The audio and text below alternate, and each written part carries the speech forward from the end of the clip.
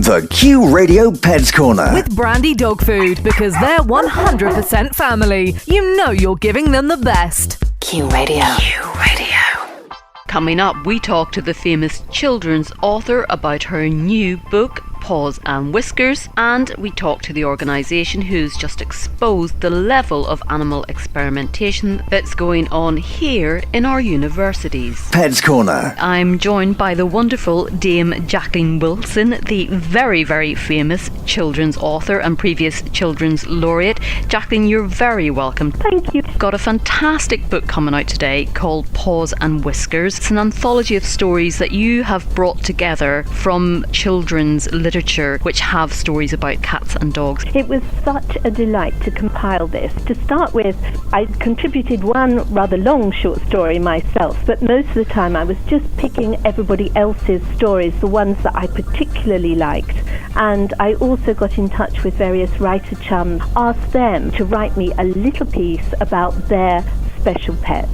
They all wanted to help because a lot of the proceeds of the book is going to Battersea Dogs and Cats Home. I'm very happy to say that my own two cats are little Battersea children and absolutely thriving. So to do anything I can for Battersea is a wonderful thing. And you're very intimately involved with Battersea as a patron, Jacqueline, aren't you? Yes, there are several ambassadors. I'm in an illustrious company with Paul O'Grady, Amanda Holden, David Gandy, the very gorgeous model. Sometimes people think that it must be very sad if you go around Battersea and see lots of the dogs absolutely desperate to be chosen. But what you have to remember is how many happy endings there are. When I got Jacob, my first cat, the cats had to be contained in reasonably small cages, which the cats clearly didn't like very much because of a lot of very generous people. All the cats now, they have wonderful state-of-the-art cat cabins, just like the Ritz Hotel for cats. And now they're fundraising to try and upgrade the kennels for the dogs, because obviously if the animals languish there for quite a while, they want to make their lives as comfortable as they possibly can. I think we need to get children involved because nearly all children love animals. Paws and Whiskers, it's a fantastic anthology. I really urge anyone to go and get it, and also a brilliant book to read to your children, and that's out today, Paws and Whiskers. And thank you very much, Dame Jacqueline Wilson.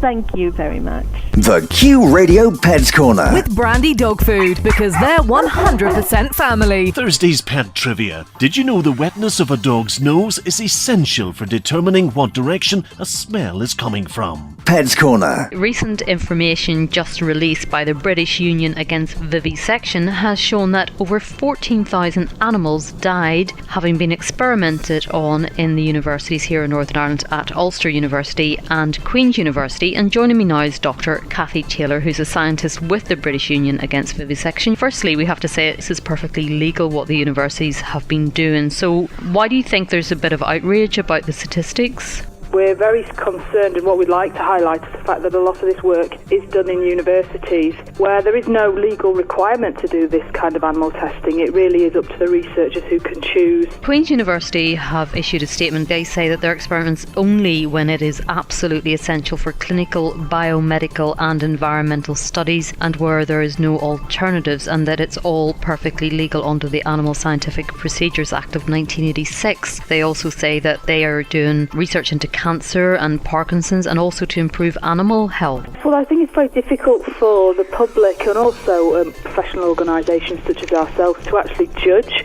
whether what these people are doing is actually legal. And not all of the research is directed at cancer. And there's more frivolous things going on. For example, Ulster were starving rats and injecting them with hormones to see if it would help treat human obesity, which is an entirely preventable disease. Queens are also doing things such as exposing animals to lavender oil and stressing them out to see if it helps reduce anxiety. Why should we be frightening animals just to prove that? Now, Cathy, you also discovered that there are private organisations here that are carrying out experiments on cats and dogs. That's right. Due to the secrecy, we don't necessarily know who's doing that kind of work, and we've got no idea what's happening to them, and I think people have got a right to know. So, Cathy, what alternatives would you put forward to doing the same research without using animals? I really don't think every single one of those 4 million animal tests is absolutely essential for human health, and we really need to take a step back, have a look at those tests and say, look, is it really absolutely vital for human health that these animal tests are done? The Q Radio Pets Corner. With Brandy Dog Food, because they're 100% family.